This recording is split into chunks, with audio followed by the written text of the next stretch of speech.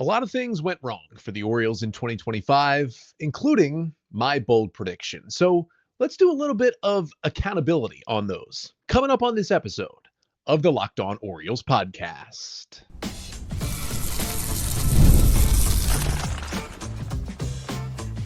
You are Locked On Orioles, your daily Baltimore Orioles podcast. Part of the Locked On Podcast Network, your team every day.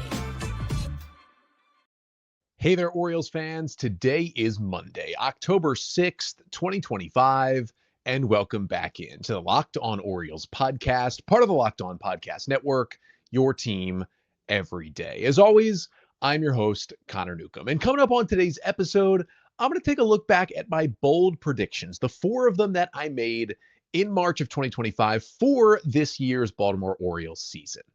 Now, none of them came true. That's usually what's going to happen when you make bold predictions that are truly bold. We're going to run through all four and see if any of them came anywhere close, and then a little bit of Orioles news and notes at the end of the show. But that's all coming up on this episode of the Locked On Orioles podcast, which is brought to you by FanDuel. Right now, new customers can bet just $5, and if your bet wins, you'll get $300 in bonus bets to use across the app. Just download the FanDuel app today. So back in March, when we were getting ready for an Orioles 2025 season, hoping it would be a third consecutive postseason appearance for the O's, I did what I usually do on this podcast since 2020 and made some bold predictions for the season. Sometimes you get made fun of for bold predictions, and I think it's because, well, they're usually wrong, but that's because I don't think some people understand the point of a bold prediction. If you're going to be actually bold with your prediction, it should be something that doesn't have a great chance of coming true. If I was just making regular predictions, probably wouldn't have been as many things that were out on a limb as these were. So I went back and I jotted down my bold predictions from 2025, and let's take a look at how I did. My first bold prediction from March for the 2025 Orioles season was that the Orioles would have the best offense in baseball against left-handed pitching. My reason was the Orioles in the offseason, when they added hitters, specifically went after guys who mash lefties. Gary Sanchez, as their new backup catcher, had been great against lefties. Tyler O'Neill was the second best hitter in baseball in 2024, behind only Aaron Judge in terms of his offensive stats against lefties. And then Ramon Laureano had been really good against lefties his whole career. I figured that, plus a healthy Adley Rutschman, Gunnar Henderson hitting everybody well, and Ryan Mountcastle back in that lineup, who's always mashed lefties, would make this team a real difference-making team. And this was an Orioles squad that was not amazing down the stretch, but overall was still solid against lefties in 2024, and it was something they really addressed in the offseason. Well, it didn't really happen. The Orioles finished the season 20th in baseball with an 87 team WRC plus against left-handed pitching this season. Their best hitter against lefties, albeit with a minimum of 30 plate appearances, was Alex Jackson, who finished the year as the number 3 catcher, who had a 178 WRC plus in 32 plate appearances against left-handed pitching this year. Now, if you want to talk about a full-time player who was the best against lefties, oddly, it was Cedric Mullins. Now, of course, that doesn't include the final 2 months of the season after he was dealt to the Mets at the deadline. But when the Orioles had Mullins, remember, when he stopped switch hitting back in 2021, when only left-handed, had the 30-30 season, one of the big parts of his resurgence was he hit lefties really well from the left side. And then the next couple of years after that, he was hitting righties really well, but was struggling against lefties. And that's what brought him kind of back down to earth to never have that 30-30 type season. Mullins wasn't really having that kind of season this year, but he was mashing left-handers, and he had been horrible, like borderline unplayable against lefties in 2024. Mullins posted a 144 WRC plus against left-handed pitching, with 100 being league average, when he was with the Orioles this season. And Ramon Laureano ended up being really good against lefties at a 121 WRC plus. But other than that, it wasn't a lot of production. Like, yeah, Kobe Mayo, Ramon Arias, Adley Rutschman, Jeremiah Jackson, Jordan Westberg, they all ended up being better than average against lefties, which is what you like to see. But none of them hit to the level I thought they could have against left-handed pitching. And the guys you thought would mash, I really identified 6 position players on this team, now all varying levels of playing time this year, who in theory should have been the guys who hit lefties the best and didn't do it at all. Tyler O'Neill, he was brought here to hit lefties. Not only did he miss a bunch of time with injury, but when he was out there, he went from the second best hitter against lefties in baseball to a 74 WRC plus against them this year. Gunnar Henderson, the reason why he went to an MVP level in 2024 is because he mashed lefties almost as well as righties. He still mashed righties this year, but dropped down to a 71 WRC plus against lefties. Ryan Mountcastle, always a lefty killer, a 70 WRC plus against lefties. Gary Sanchez, again, didn't play a whole lot, but 61 WRC plus. Even Dylan Carlson, who the Orioles signed to a one-year deal to be a reserve outfielder and definitely played a lot more than we thought because of all the Orioles injuries, he was a switch hitter who had always been so much better from the right side against left-handed pitching in his career. 49 WRC plus, and even Jorge Mateo, who again missed a lot of time with injury, not known for his bat, but even when he's turned into a bad hitter the last couple of years, he's still been playable against lefties. 30 WRC plus for Mateo against left-handed pitching. Like, everybody pretty much tanked in that category among even the platoon guys who you would expect to help you out there. I mean, at one point this season, a couple months in when it was really bad, like right after the Orioles had fired Brandon Hyde in late May, the O's were on pace to have the worst offense ever in a single season for a team against left-handed pitching in Major League history. They did get better as the season went on, so they got to a respectable 20th out of 30 teams. But a couple months in, they were dead last against lefties and were setting historically low numbers against southpaws. That's why it's a bold prediction, right? But, I mean, they were more like a league average team against lefties for the final 4 months of the year. But those first 2 months, it was an absolute disaster. Completely tanked this. And was just one of the many reasons why this team won only 75 games this season. Bold prediction number 2 from before the 2025 season. The Orioles playoff rotation will have 0 starters carrying over from the opening day rotation. Now, the first reason this was wrong is that the Orioles didn't have a playoff rotation because they didn't make the playoffs. So that takes all of this bold prediction out of there. But we can still dig a little deeper in a magic world where the Orioles, with this roster they had at the end of the year, would have somehow snuck into the postseason. Now, the reasoning I had for making this prediction at the beginning of the year is that neither Grayson Rodriguez nor Kyle Bradish were in the opening day rotation because they were on the injured list, but presumably they were going to return at some point for the Orioles this season. And I thought if they would be good enough, Grayson and Bradish would be number 1 and 2 when healthy in their rotation. And then I figured the O's would make a trade deadline addition. That would be your number 3 starter. And if you're in a wild card series, you're only starting with 3 guys in your playoff rotation. So that is where that prediction came from. The Orioles opening day rotation ended up being Zach Eflin, Charlie Morton, Dean Kramer, Tomoyuki Sugano, and Cade Povich. Those were the 5 they went with. Say the Orioles had the greatest month of September of all time, and with this roster, find a way to get to 86 wins somehow and snuck into the postseason as a wild card. Their playoff rotation would have definitely been, I think, Kyle Bradish game 1, Trevor Rogers game 2. Neither of those guys were in the opening day rotation. Both were on the injured list to start the year. And then game 3 would probably be a flip-flop between Dean Kramer or Tyler Wells. Kramer was in the opening day rotation. Wells was not. So if the Orioles, in a fantasy world where you're just looking at the state of the rotation, you could make an argument that Bradish, Rogers, Wells is the top 3, and none of those guys were in the opening day rotation. So I'm going to give myself a tiny bit of credit for that part of it. Now, was it halfway right for any of the right reasons? No. Was it right at all? No, because they won 75 games and didn't make the postseason at all. Now, at the very least, Kyle Bradish and Tyler Wells came back and looked good, but we never even saw Grayson Rodriguez. Ended up getting the elbow debridement surgery, and good news on him. He's going to start throwing in October, and the plan is for him to be ready for spring training. With a big asterisk on that one with a giant "we'll see" about what's going on with Grayson. But yeah, didn't make the playoffs. At this point becomes moot. But even if they did, I would argue that of my 4 bold predictions, this one maybe was the closest to coming true. Now, again, you could say kind of they won 75 games. They had to get in the playoffs for this to become true. Yes. But in a random world where they just let teams with 75 wins randomly into the postseason, all 3 of their starters may not have been from the opening day rotation. So you know what? I'm giving myself like a 2 out of 10 on this one instead of like a 0 out of 10 I'm getting on most of these. All right, we got 2 more bold predictions to talk about how wrong they were. That's coming up after this. But first, this episode of the Locked On Orioles podcast is brought to you by FanDuel. The NFL season is here, and FanDuel has an offer that you don't want to miss. Right now, new customers can bet just $5 and get $300 in bonus bets if you win. That's right, just pick a bet, put down $5, and if it hits, you'll unlock $300 in bonus bets to use across the app. And FanDuel is great because it gives you so many ways to play. You can build parlays, you can try player props, you can follow the live lines during the games.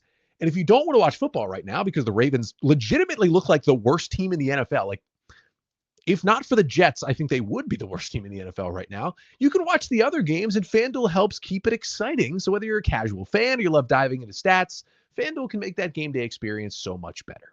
So what are you waiting for? Visit FanDuel.com to download the FanDuel app today and get started.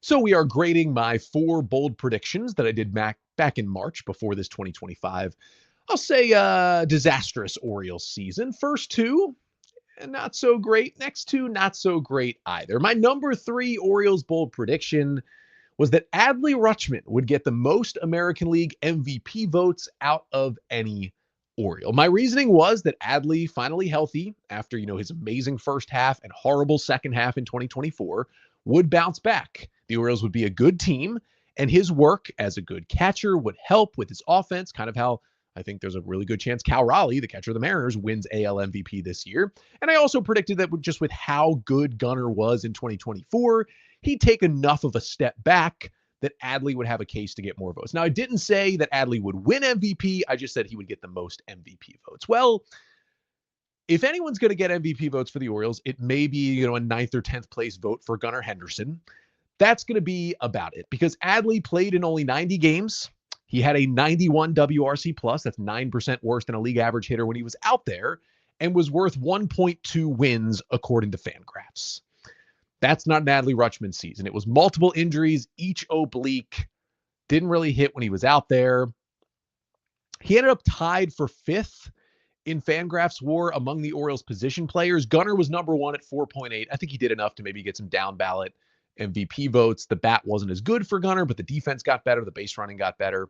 Ryan O'Hearn was number 2 at 2.4. Ramon Laureano, number 3 at 2.3. Remember, those are just stats with the Orioles. Those guys were both dealt at the deadline and played the final 2 months of their season in San Diego. 4th, Jordan Westburg at 1.9, and then tied for 5th, Jackson Holliday, Cedric Mullins, and Adley Rutschman all at 1.2. That's not anybody who's getting anywhere close or sniffing anything like an MVP vote. He also had less FanGraphs WAR than 3 Orioles pitchers. Trevor Rogers, Dean Kramer, and even Cade Povich, just because of the innings he threw, accrued more WAR, according to FanGraphs, than Adley Rutschman did this year. And again, like Gunnar, you look at the WAR rankings, I think he was like 11th or 12th in the American League. Voters get to vote a top 10 in the AL. I think it's probable that somebody throws Gunnar a 9th or 10th place vote. He ends up on the ballot somewhere. But that's going to be about it. I mean, maybe someone would throw a 10th place vote to someone like Trevor Rogers, but probably more likely he'll get on a couple Cy Young ballots than on MVP ballots. Otherwise, yeah. Missed on that one. A lot of Orioles missed on a lot of things this year. Missed on that one. My 4th and final bold prediction for the 2025 Orioles season that I did back in March. The Orioles will set a new record for bullpen WAR in a single season. The reasoning was that the O's had kind of built a super bullpen. Felix Bautista coming back from Tommy John surgery, Yennier Cano, Keegan Aiken, and you have the carryovers of Gregory Soto and Sir Anthony Dominguez. You added Andrew Kittredge in free agency, and Brian Baker had kind of burst back onto the scene back then in spring training and was looking like he was going to be a good reliever again for this team. And I figured because they hadn't added to the rotation as much as they should have, and with Grayson Rodriguez out, they'd be leaning more on the bullpen than the starters than they initially thought. And if those bullpen pitchers pitched up to their abilities, they really could have done something amazing. Now, this was probably my boldest prediction because the MLB record is 9.6 FWAR by the 2003 Los Angeles Dodgers. That was the year Eric Gagne won the Cy Young Award in the National League as a closer. That is a crazy level of bullpen to try and beat, which made it the boldest prediction that I did.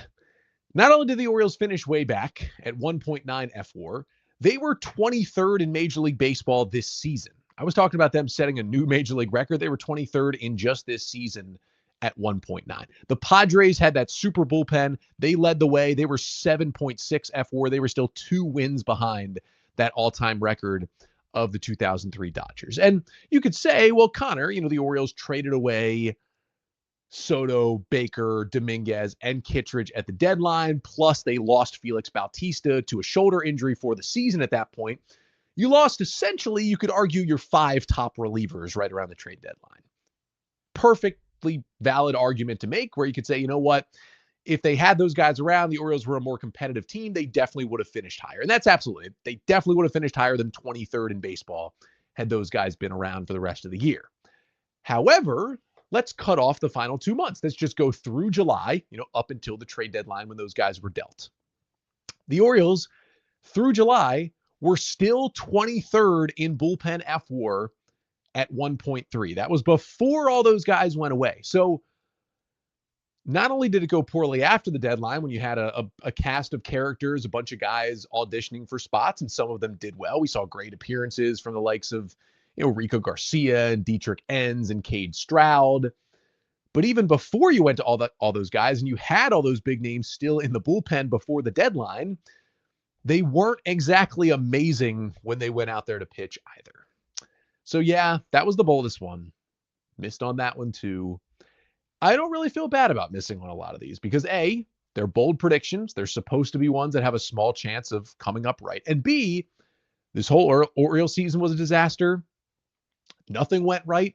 So it would make sense that my bold predictions for the season would go wrong as well. But don't worry. Come next March, I will certainly have a few bold predictions for the Orioles 2026 season.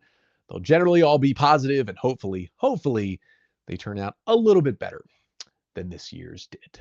Got a couple more things to get to before the end of the show. Got some Orioles news and notes. We're not really into the offseason yet. That doesn't start until after the World Series ends. So we've got about a month, but some little things start to happen. Some minor league free agency news and some managerial news coming out. So I want to get to that to finish off the show right after this. But first, this episode of the Locked On Orioles podcast is also brought to you by Monarch Money. Most people can't name all their financial accounts or even what they're worth, whether it's 401ks, properties, or investments. And when you don't have the full picture, you can end up leaving money on the table. That's why there is Monarch Money. It's an all-in-one personal finance tool that brings your entire financial life together in one clean, easy-to-use interface on your laptop or your phone. Monarch is built for people with busy lives. If you've put off organizing your finances, Monarch is for you. Monarch does the heavy lifting for you. You can link all your accounts in minutes, see clear data visuals, get smart categorization of your spending, and finally feel in control of your money without ever touching a spreadsheet. And you can also really work on your finances with a partner. That's how it really helps me. It helps the two of us easily review finances, keeping a clear view of our financial health week to week and long term as well. So don't let financial opportunities slip through the cracks. Use code LOCKEDONMLB at monarchmoney.com in your browser for half off your first year. That's 50% off your first year at monarchmoney.com with code LOCKEDONMLB.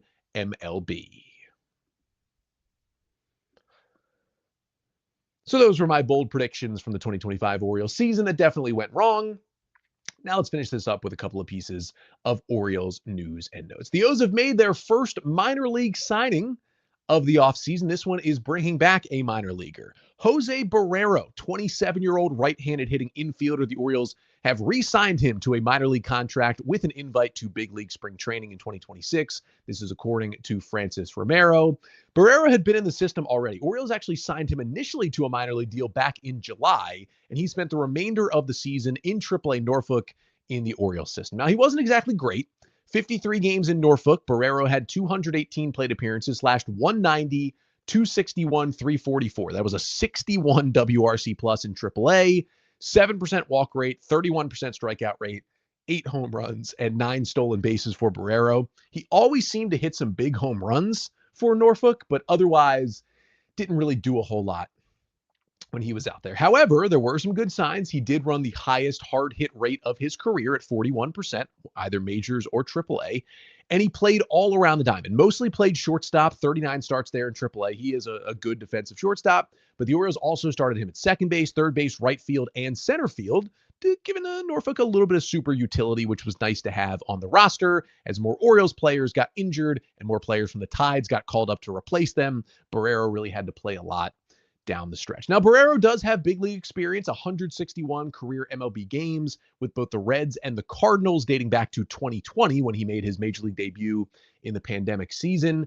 He's never really had success in the big leagues. He's got a 36% strikeout rate and a 32 career WRC plus in the majors, but he's still only 27. He was a former highly ranked prospect when he was in the Red system coming up. There was a lot of expectations for him. He just never kind of met them. And at worst, he'll be back as good AAA depth for 2026, has a little bit of pop, can play a ton of positions, good defensively. And you never know, there are some skills in there where if the Orioles make some adjustments this offseason, could he be the next Jeremiah Jackson? It's a very similar profile coming into the system than when Jackson did last offseason.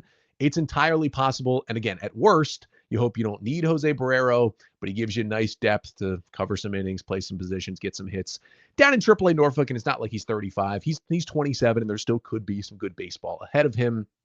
The Orioles obviously liked enough what they saw from him in the final 2 months that they brought him back on a minor league deal. But speaking of the minor leagues, these are some other players the Orioles could also bring back on minor league deals, but they all at this point were outrighted off the 40-man roster at some point this season, but stayed in the organization in AAA, and then had the option to choose minor league free agency when the offseason hit. Some players don't, but most players do when they're in this situation. And here are all the Orioles who have chosen minor league free agency in the past couple of days and kind of what they did this year and whether or not the O's may bring them back. First one is Luis F. Castillo, right-handed pitcher who the Orioles got from the Mariners in a small waiver trade back in April when the O's were just desperate for anyone to start games in the big leagues because of all the injuries. Castillo came over and was then hurt for most of the season, didn't pitch in the majors for the Orioles, even though he did made a couple of starts in the majors for the Mariners before he was placed on waivers this year. Didn't really pitch much in the system or in the majors. I don't think the O's are going to bring him back. Vimal Machine also elected free agency, 32-year-old utility man who the Orioles signed to a minor league deal out of the Mexican League last offseason. Was pretty good in AAA, hit 18 homers, had a 118 WRC plus, and even got called up and played 4 games in the big leagues for the Orioles this year. Hit a home run, remember that, in his first plate appearance with the O's this season. But then had that weird play at third base in August when he got the start over there, where he just kind of dogged a ball that should have been an inning-ending double play, only got one out. The Orioles gave up like some pivotal insurance runs after that. Just a weird play. And then Machine, even though he had options, was DFA'd the next day. It was kind of a weird situation. Because of that, I'm not sure the O's are going to bring him back for next year. 25-year-old right-handed hitting outfielder Jordan Adams has also elected free agency. Orioles also signed him to a minor league deal last offseason. Wasn't great in AAA, had a 79 WRC plus, but a really good defensive outfielder with a lot of speed. And the Orioles called him up to do that. He actually appeared in 10 games in the majors for the O's this year, mostly as a pinch runner or a defensive replacement in the outfield. We didn't really get to see him hit a whole lot, but he's kind of an intriguing prospect, still at only 25. I think there's a chance the Orioles would offer him to come back on a minor league deal. Once again, accepting minor league free agency is Terrin Vavra, who's kind of been back and forth between minor league deals and free agency and the Orioles over the past couple of years, but he does just keep coming back. He had a 93 WRC plus in AAA Norfolk this year, playing all around the diamond. Still some injury issues with him, but was much, much healthier this year, kind of past that shoulder injury, and did appear in one game in the big leagues for the O's this season. I would be surprised if Terrin Vavra signs anywhere else besides the Orioles on a minor league deal to come back to the organization this offseason. Next one is Scott Blewett, the right-handed reliever who the Orioles claimed off waivers twice this year. Didn't pitch great, had 23 and a third innings, had a 6.17 ERA with the O's in those 2 stints. Had some good moments, had some bad moments, and then he missed the final few months of the year with an elbow injury. He did come back to pitch on rehab in AAA for the past couple weeks of the season, but the Orioles never brought him back to the majors, ended up DFAing him when he had to come back off the injured list. But the fact that the Orioles did claim him twice on waivers tells me they're probably going to offer him a minor league deal this offseason. It'll kind of just be up to Blewett to see if there's any better chances for him. But I see the O's at least pursuing, trying to get him back in spring training and fight for a potential bullpen job. Then there is Corbin Martin, the right-hander who the Orioles got off waivers in 2024 and then called up for the first time in 2025. He had a 5.8 ERA in AAA, came to the big league, 6.00 ERA in 18 innings pitched out of the Orioles bullpen, had a couple of just like historically horrendous outings, also had a few really good outings, including Corbin Martin collected 2 like legitimate high leverage saves for the Orioles this season, was eventually DFA'd in September when he started really struggling again, but did clear waivers. He's another guy who was drafted by Mike Elias in Houston. It's a 98 mile per hour fastball with like a 92 mile per hour slider. The Orioles like the stuff enough. I think they will absolutely offer him a minor league deal to come back and again, fight for a bullpen spot in Sarasota next year. But Corbin Martin's a guy who, even if he's not back, I think I'll remember him from this season just because of those 2 saves, that crazy extra inning game in Boston, the wild save he had against the Blue Jays right after Felix Bautista went down, and the Orioles kind of were trading away all their relievers. I liked some of what we saw from Corbin Martin. I think there's a chance he'll be back on a minor league deal. And then the final guy is Cionel Perez. I mean, remember Cionel Perez, 29-year-old lefty who's been in this organization since 2022, was really a huge part of this bullpen for 2 years. He was really up and down last year in the bullpen, not nearly as trustworthy. Made the opening day roster this year, but it was a disaster. Had an 8.31 ERA in 21 2/3 innings for the Orioles to begin the year, and the O's DFA'd Perez finally in late May. He just couldn't get anybody out. He cleared waivers, went to AAA, 22 innings there with a 6.85 ERA in Norfolk, wasn't much better, suffered some injuries in AAA that caused him to miss time. So he does elect free agency. He's another guy where, yeah, I could see it being totally possible the Orioles offer him a minor league deal to come back. He still has good stuff, so maybe another team would offer him a major league deal. It's just not going to be the Orioles. I think it's more likely with just how poorly it ended in Baltimore, even with the good years he gave the O's. It's probably better that the 2 sides split. He'll find his way into a big league spring training. I'm positive, unless he has some sort of major injury, Cionel Perez will be in someone's big league spring training next year. Whether that's on a minor league deal or a major league deal kind of depends on what teams see at him at this point at age 29, but he's still got the stuff to be a big league reliever. It was just, the command was terrible. It was a disastrous early season for Cionel Perez. And if, again, he signs on somewhere, I mean, I wish him well. It was, especially those first 2 years, 2022 and 23, Perez was a gigantic part of this Orioles bullpen, was really the top lefty in that pen for a long time for some good Orioles teams. We salute him for some awesome outings, big outs, awesome innings that he gave the Orioles. Fun to watch him pitch, fun to watch him snag home runs in his hat out in the bullpen as well. He was a cool member of the Orioles for a couple of years. Just relievers are volatile. They run their course. Seemingly that kind of happened with Cionel Perez. So if this is the end of his time in Baltimore, certainly thank him and wish him the best moving forward.